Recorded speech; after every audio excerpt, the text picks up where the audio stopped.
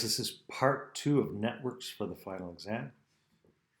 On the final exam, you'll need to know the difference between a switch, a hub, and a router, okay? Let me just show you some pictures of each one, okay? This is what a router looks like, okay? Routers can also be wireless routers. They look like this. If you ever look up into our library in the hub, on one of the pillars, you'll actually see one of these things. It's colored white, it has these antennae. That is a wireless router that we have in our hub, and it sends information wirelessly to all our computers.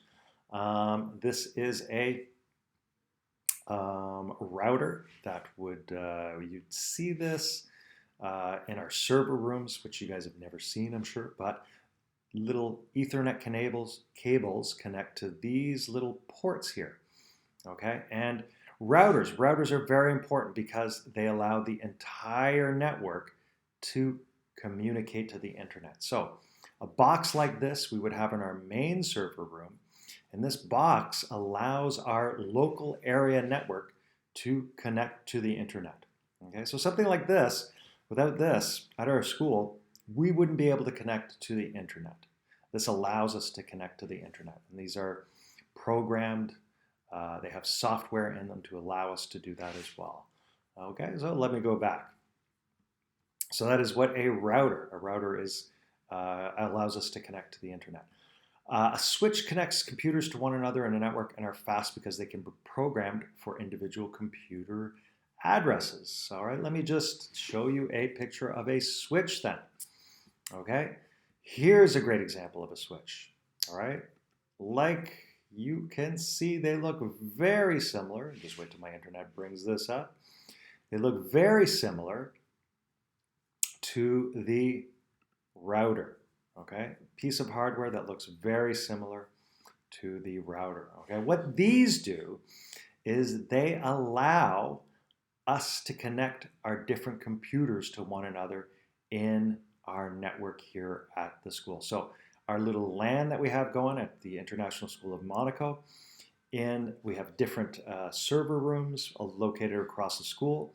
And you would see these boxes in here, and they would have little blue flashing lights, little blue and green flashing lights. Once again, these ports here, they allow Ethernet cables to go in, and that allows us to connect to different computers and servers all throughout the school. All right, and as I said, okay, these switches, they're fairly expensive, okay? And the reason being is that they have software installed in them, and they're actually quite smart. We can program these switches to be able to have all of the addresses of our different computers on our network. In other words, they act as a little post office station. So if something comes into this port and it says, hey, I want to go to Mr. Heslin, this switch will know exactly where to send that information through, and it'll send it out maybe at another port and send it exactly to me, which means that it'll send it quickly, okay? And that's why they cost a little bit more, all right?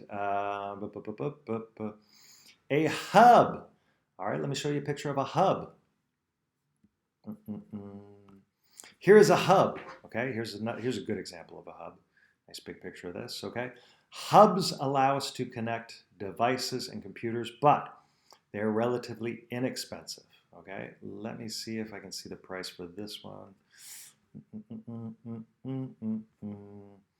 Yes, this hub is only 25 euros, and that is because they cannot be programmed. Okay, I can't put software in here to tell the hub where to send information to. I can plug in a bunch of different computers and devices and create a small little network, but it'll be slower than a switch, and also, as you can see, I'm limited. There's only so many people and devices that I can connect to a hub. So they kind of do the same thing as a switch, but switches are more expensive. They can be programmed. Hubs cannot be programmed and can only have just a small number of users on them. That is then the difference between a switch, a hub, and a router, okay? Just a quick overview. Routers allow LANs, local area networks, to connect to the internet.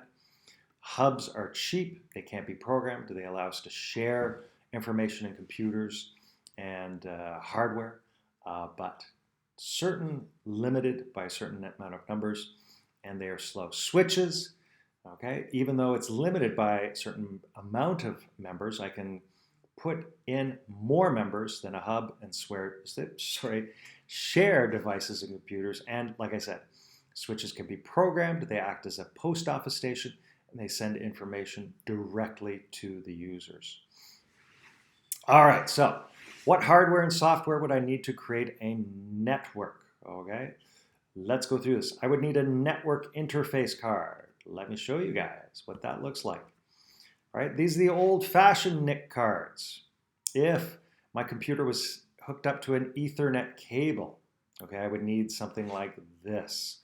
And the Ethernet cable would go in there, and I would be able to connect to my local area network and ultimately to the internet. Nowadays, all of our computers, they still have network interface cards, but they are much smaller, and of course, they are wireless. So all of our computers, all the laptops that you guys use in the school, and the desktops and the hubs,